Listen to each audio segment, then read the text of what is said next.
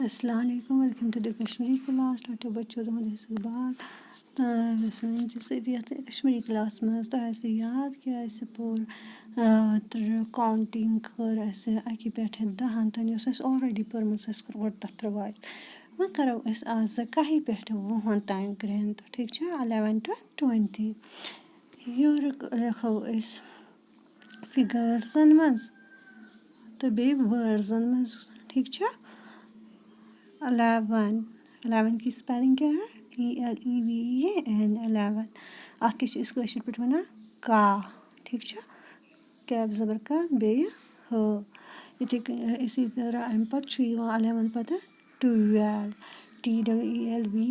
12 इतने लिखो अत वन पे बा बे जबर बा ठीक बे बे बे ब जबर बत ह बा 13 THIRTEEN 13 13 ते पेश तो रिया वाव अलिफ हिया 13 14 FOURTEEN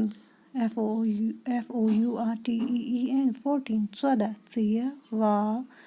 वावस पे वी दोल अलिफ हिया 14 15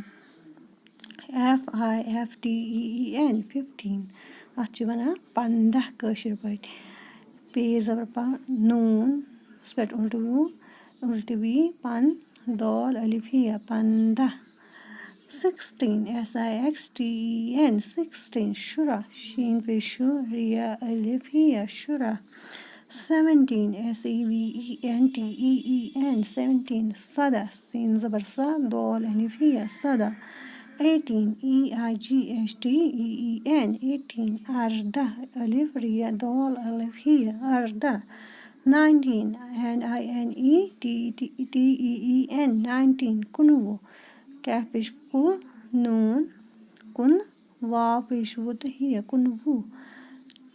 20 TWENTY वु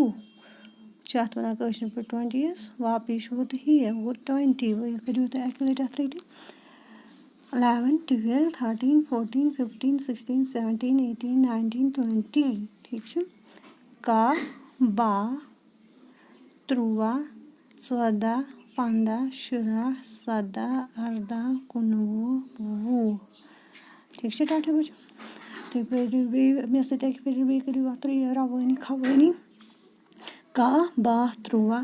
14 15 16 17 18 19 वु तुम करियो लर्न तो करियो अमिच प्रैक्टिस तो करियो कॉपी पे नोट डाउन ओके जी अल्लाह हाफिज़ थैंक यू ऑल।